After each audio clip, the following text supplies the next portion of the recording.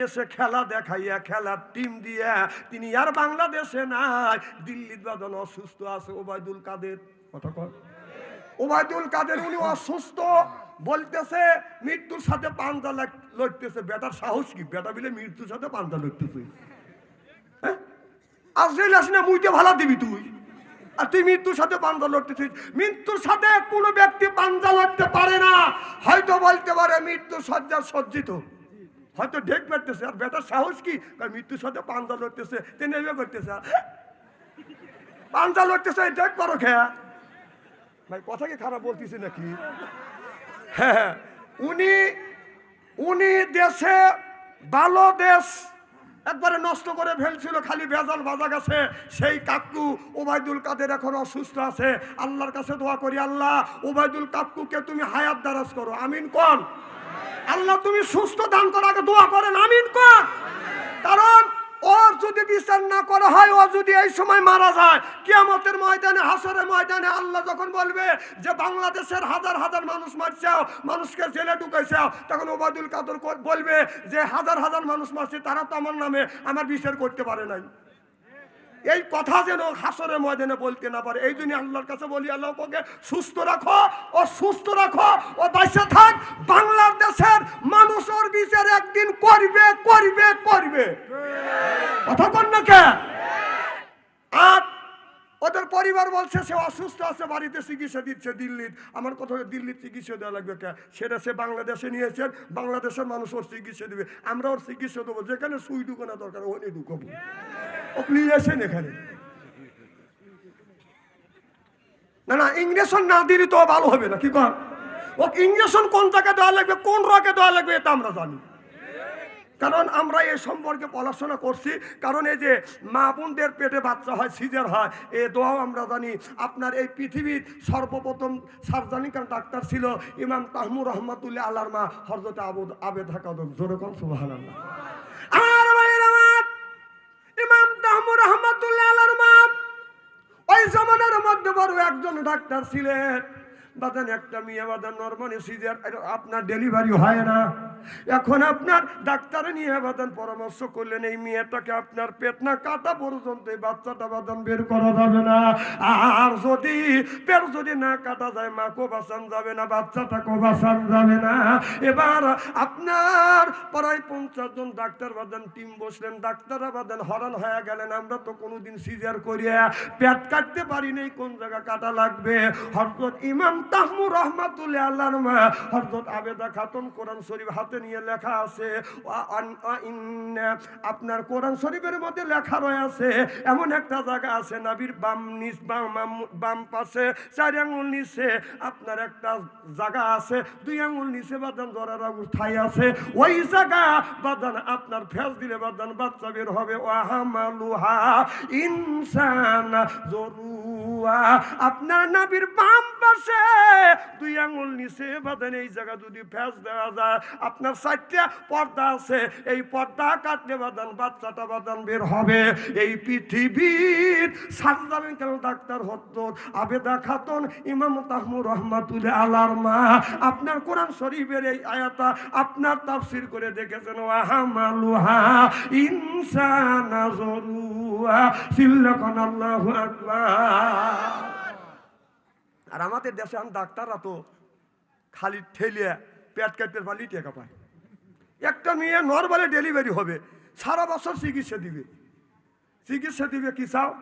পেটে বাচ্চা আছে, বাচ্চা ভালো, কায়দায় আছে না বেকায়দায় আছে, কেন কায়দাই আছে, পানি আছে না শুকা গেছে, 3-4 বার ট্রেনিং দেয়, পরীক্ষা নিরীক্ষা করে। আবার ইদানিং ছেলে জন্ম নিবে, এই তো একজন আমি বেদে বাজার থেকে আসতে বাইক নিয়ে গেছিলেন, আমার বাচ্চার জন্য বাজার করলাম, ছোট ছোট প্যান্ট পায়জামা জামা আনছি। কম আপনার পোলা হয়েছে কবে? কানা হুজুর পোলা হয় না। কম তালিয়া গুনি, কা হুজুর 15 দিন পরে হবি। কথা বোঝে না রে, 15 দিন পরে ছেলে আসবে, অর্থাৎ সন্তান দুনিয়া আসবে। সন্তান দুনিয়ায় আসার 2 সপ্তাহ আগেই মা বাবা বাজার করতেছে। কথা কোন দেশে আসা জানো? মার বাবা যায় নিজে যায়, নিজের পেটের সন্তান এখনো দুনিয়ায় আসে নাই, তার জন্য মা বাবা যা বাজার করে আনতেছে, মার্কেট করে নিয়ে আসতেছে। মার্কেট করে নিয়ে এসছে, আনার পরে তা বাদে উনি যায় অপারেশন করে বাচ্চা বাই করছে। আমি এই যে ভালো মানুষের যে রুগী বানায় মেয়েদেরকে, মেয়ের যখন পেট কাটা হয় অর্ধেক রুগী হওয়া যায়, স্বামীর সংসার করার অযোগ্য হওয়া যায়। এই স্বামীর সংসার করার অযোগ্য বানানোর মূল নায়ক নায়িকা হলো মা আর মেয়ের বড় বোন। কথা কম যে আমার মেয়ের অপারেশন করা লাগবে, সিজার করা লাগবে। তা আমার কথা হলো যে জামাইদেরকে বলবো, জামাইদের শোনো, যদি তোমার বউকে যদি রুগী বানানোর জন্য তোমার শাশুড়ি পামদার বলে আমার মেয়েকে সিজার করার লাগবে, আপনি ডাইকে ঢুকে নিয়ে আপনার শাশুড়ি কাকে সিজার করাবে, যে তো কাকে সিজার করবে, তুই আমার বউ রুগী বানাবি? এই যুবকাই কি তখন আমি দেখতেছি কয়েকবার, আমি তো বারবার বলে নিছি যে একটা আঙুল তুলবে।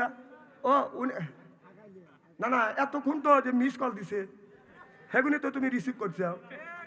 না প্রেমিক তুমি একা না, আরো প্রেমিক এখানে আছে। কথা বল না, এই মোবাইল এসে দেশটা জাহান্নামে তার বন্তরে নিয়ে গেছে। কথা বল না, এই ছেলেরা প্রেম করতে করতে প্রেমের সেঞ্চুরি করছে। কথা বল, প্রেম প্রীতির জ্বালা মোবাইলের মেলা, এখন আর চিঠি লেখা লাগে না, ছেলে সারাটা জাগিয়া ফোনে কথা বলিয়া লেখা পড়াইয়া ছেলের ভালো লাগে না, লেখা পড়া আমি আর ভালো লাগে না। মোবাইল ফোন আসিল কি দোলা লাগিল, ফজরের ঘুম তো পোলার ভাঙলো না। পেটে বাদ যাই থাক পরনে নাই থাক, মোবাইল ছাড়া মিয়ার চলে না, মোবাইল ছাড়া পোলার চলে না। মোবাইল ফোন আসিল কি দোলা লাগিল, ফজরের ঘুম তো পোলার ভাঙলো না। চিল্লা বলুন ঠিক কিনা? নবী বললেন ইয়ার ফলিন বিদ্যা উঠে যাবে, এক সুরুল জাহিল জাহিলিত বর্ষিত হবে। সেই অবস্থা আজ সোনার বাংলার জমিনে হচ্ছে। জোরে কান ঠিক কিনা? আপনাদের কালীগঞ্জ গ্রাম না, এই কালীগঞ্জ গ্রামের মধ্যে যদি 50টা যুবক যুবতী থাকে, ওদের কাছে যদি স্ক্রিন টাচ মোবাইল থাকে, আপনি রাত 12টার পরে মেসেঞ্জারের মধ্যে ঢোকেন, ফেসবুকের মধ্যে ঢুকে দেখেন, গ্রামের মধ্যে যদি 50টা যুবক যুবতী থাকে, তার 45টা রাত 12টার পরে লাইনে আছে।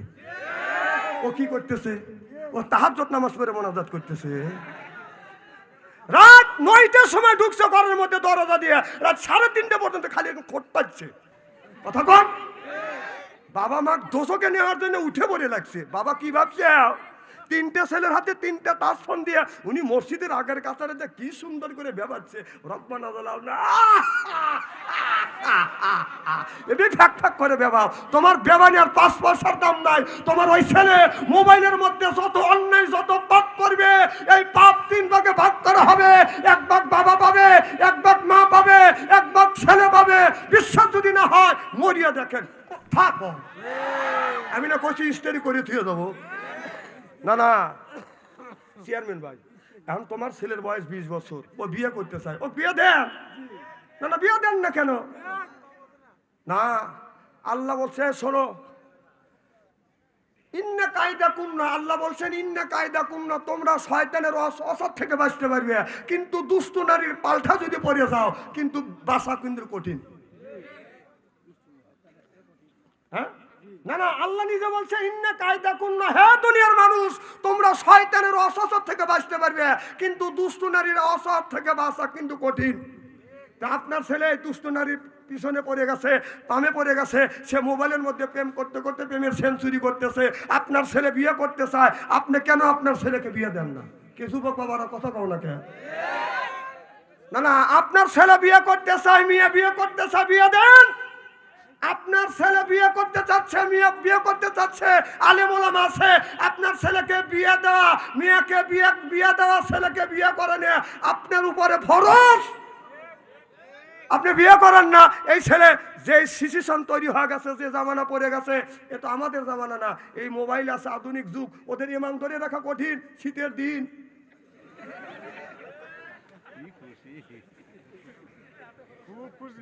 না বাবা, যারা ছেলের বাবা আছেন, কোরআন শরীফ আমার হাতে, বুকে নিয়ে বলতেছি, ছেলে বিয়ে করতে চাচ্ছে, মেয়ে বিয়ে করতে চাচ্ছে, আপনি বিয়ে যদি না দেন, কিয়ামতের ময়দানে আল্লাহর আদালতে জবাবদিহিত করতে হবে।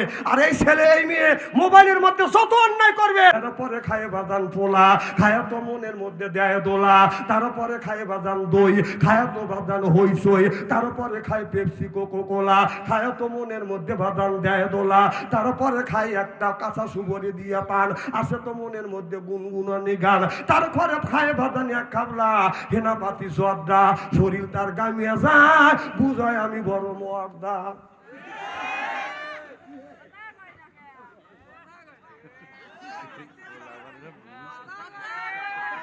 কও কও, তোমার মনের ভাব নষ্ট কর, আবার কও। তুমি যে কার সাথে কথা কাও ওটাই ভালো করে জানি, এমন স্ত্রী করবো নে।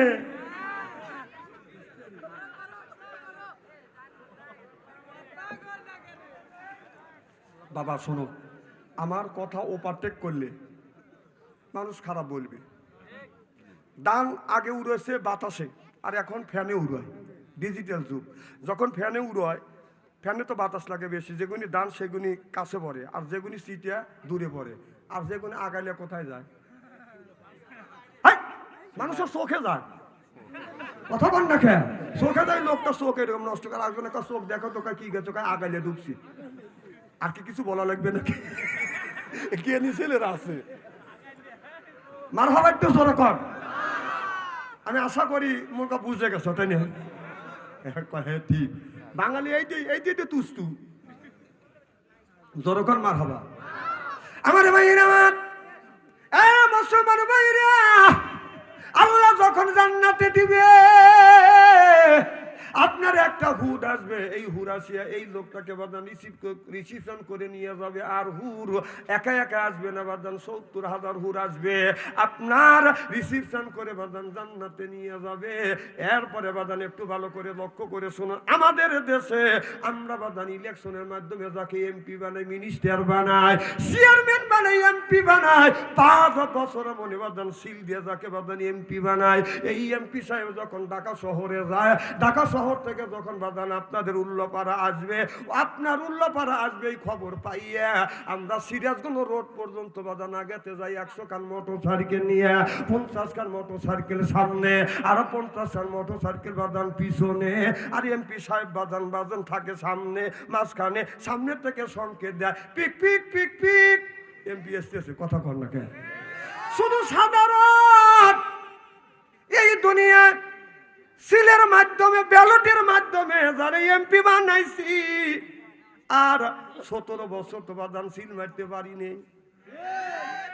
আর তখন তো সিল মারা বন্ধ হয়ে গেছে। কি হয়েছে?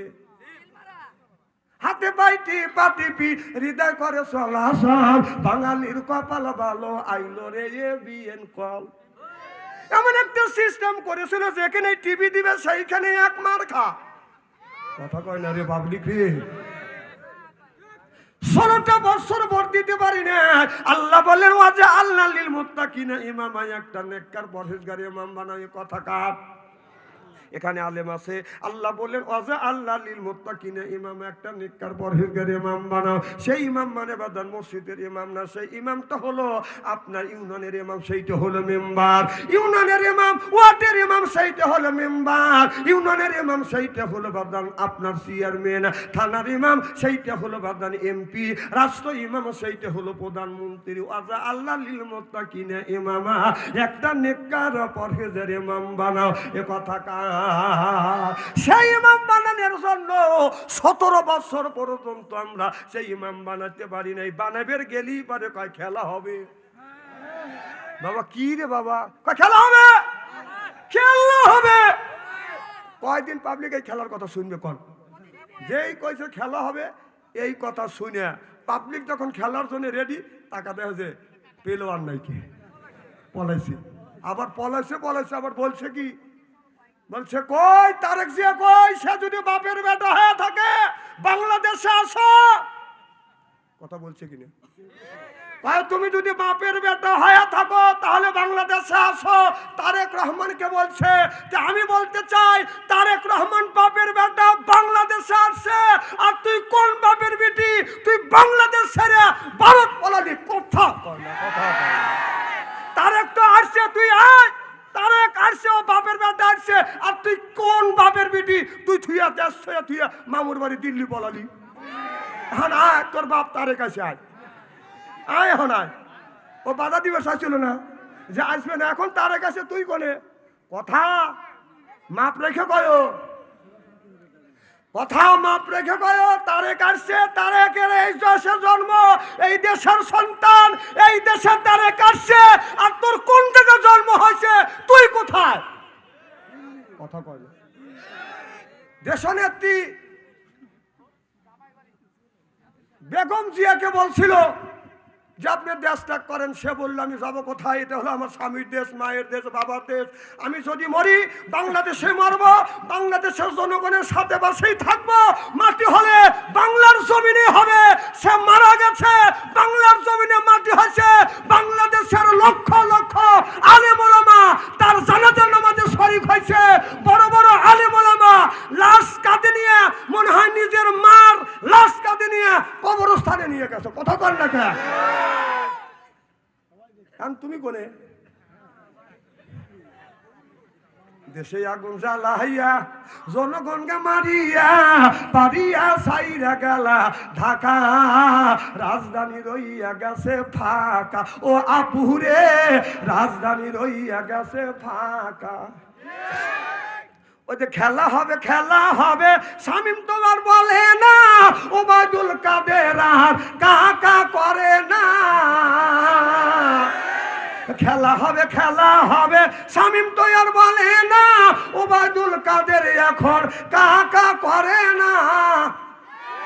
দেশের 100 কোটি টাকা মেরে দিল্লিতে আছে লুকায়ে, রাজধানী রইয়া গেছে ফাঁকা, রাজধানী আছে এখন ফাঁকা। ও কাকুরে রাজধানী রইয়া গেছে ফাঁকা।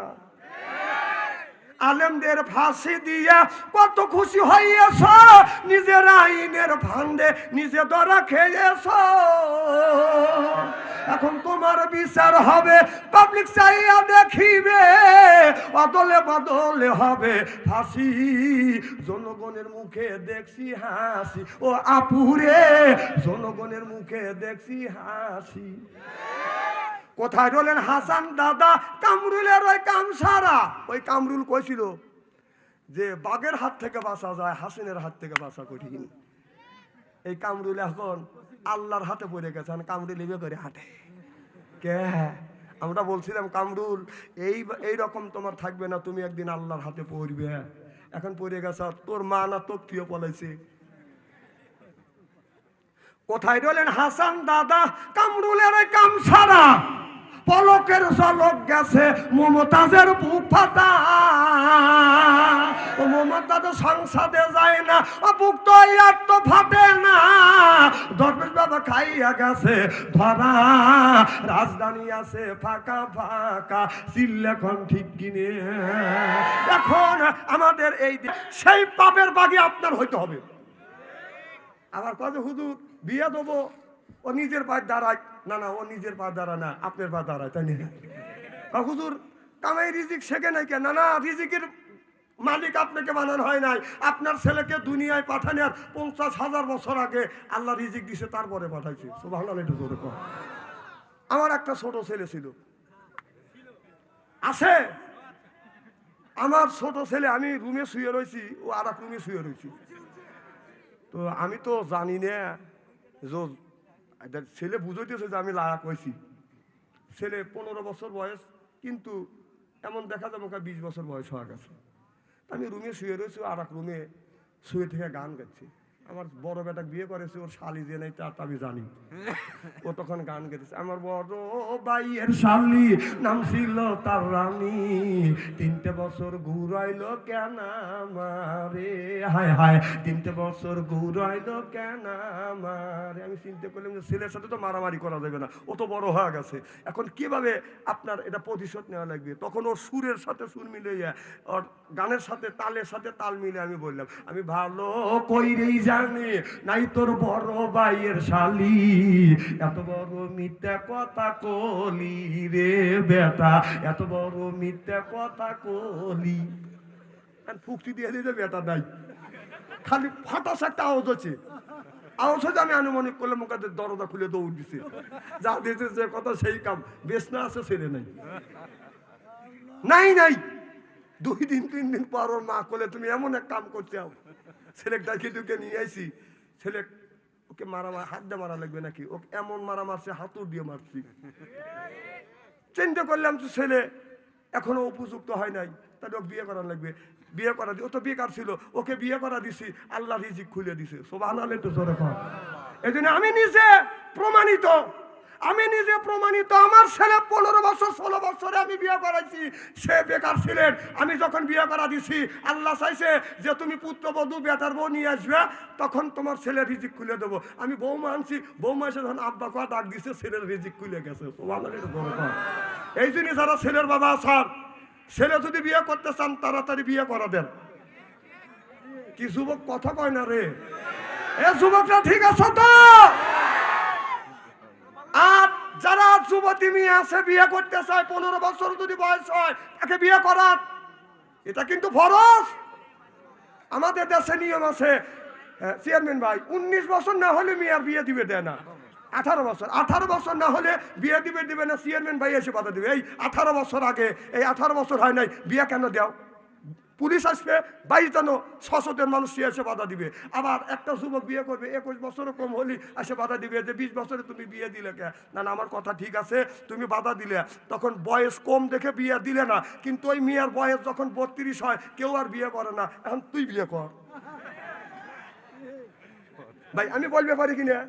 না না, আমি বলছিলাম তো একজনে যে বাধা দিলে, যখন 18 বছরে আগে বিয়ে দিচ্ছি, আপনি বাধা দিলে, বয়সের কারণে বিয়ে হচ্ছে না, এখন কেউ তার পাশে দাঁড়ায় না। আমার কথা হলো, তুমি তখন সেদিন বাধা দিছিলে, এখন তুই যা বিয়ে কর, কর বিয়ে। বাধা দেওয়ার সময় দিবের বারো, আর এখন বিপদে পড়ছে, বয়সের কারণে বিয়ে হচ্ছে না, আর কেউ তার সামনে দিয়ে যায় না। যদি ঘটক যায়, যা যদি শোনে যে চেয়ারম্যান সাহেব ওই মেয়ের বিয়ের বাধা দিছিলেন, এখন মেয়েটা কেমন? মেয়ে ভালো, কিন্তু বয়স কিন্তু বেশি। ঠিক কিনা বলুন? এজন্য কাজ কাম যা করেন হিসাব করে করেন। খারাপ লাগতেছে মনে হয়, তাই না? জোরকার মার হবা। আর যদি ঘন্টাখানি আলোচনা করি, শোনার জন্য রাজি আছেন তো? নারে তাকবীর। আমার ভাইয়ের, আমার মুসলমান ভাইরে, আল্লাহর হাবিবের পিয়ামতেরা ভালো করে লক্ষ্য করে শুনে বলে নিয়ত মতন শুনতে হবে।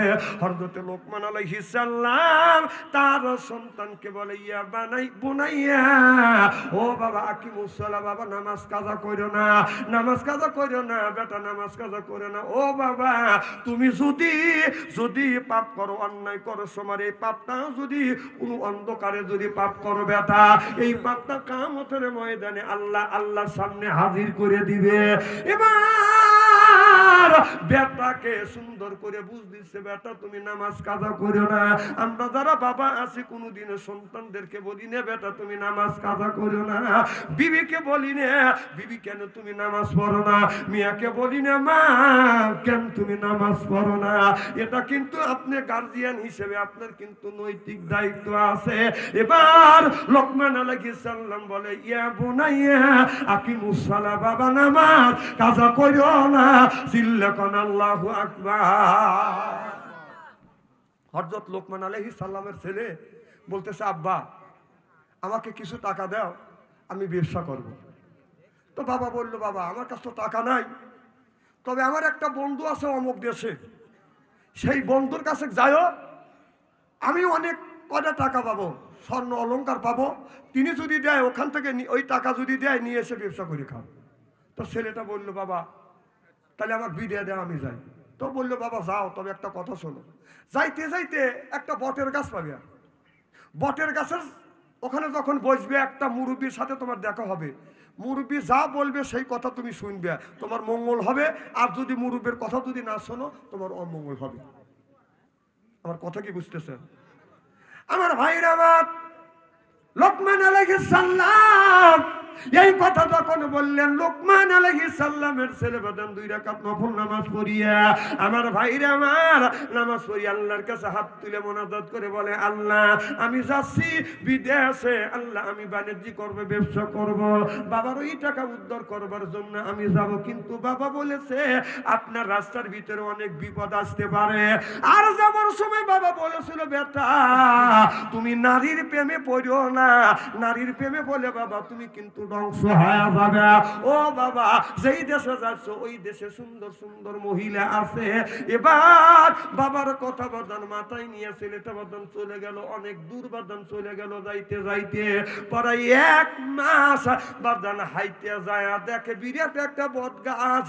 ওই বট গাছের পাশে বাদান একজন মুরব্বী বসে আছে, দাড়ি পাকা চুল পাকা মুরব্বী বসে আছে।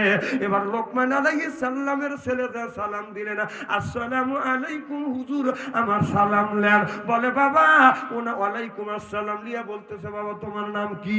বলে, হুজুর আমার নাম এটা, আমার বাবার নাম হলো হযরত লোকমান। বলে, বাবা আমি তোমার বাবাকে চিনি, বসো বাবা তুমি এখানে বসো। এবার ছেলেটা বলতেছে, হুজুর আমি ক্লান্ত হয়ে গেছি, হুজুর আমার একটু বিশ্রাম করা লাগবে, আপনি যদি অনুমতি দেন আমি এই জায়গা ঘুমাবো। এবার মুরব্বী বলল, বাবা তুমি একটু ঘুমিয়ে পড়ো। ও বাদান আপনার পাত্রে বাদান ব্যাগের মধ্যে কিছু খাদ্য ছিল, এই খাদ্য খাইলো, আবার একটু পানি বাদান পান করবার পরে শরীরটা ক্লান্ত হয়ে গেল। ছেলেটা বটের গাছের নিচে বাদান ঘুমিয়ে পড়লেন। ঘুম থেকে জেগে দেখে এই ছেলেটা যখন বাদান ঘুমিয়ে পড়ছে, কিন্তু ওই আপনার বটের গাছের ভিতর থেকে বাদান বিরাট একটা জোগাড় সাপ বাদান আস্তে আস্তে আস্তে আস্তে হযরত লোকমান আলাইহিস সালামের ছেলেকে বাদান ধ্বংস করবার জন্য। ওই যে মুরব্বী বসে আছে, মুরব্বী মনে মনে চিন্তা করতেছে, এই ছেলেটা তো আমার কাছ থেকে অনুমতি নিয়ে ঘুমাচ্ছে, আমাকে বলছে চাচা আমি একটু ঘুমাই, যদি আপনি অনুমতি দেন। আমি অনুমতি দিছি, এই ছেলেটা ভাবছে আমি ছেলেটা ঘুমাইবে আর আমি পাহারা দেব।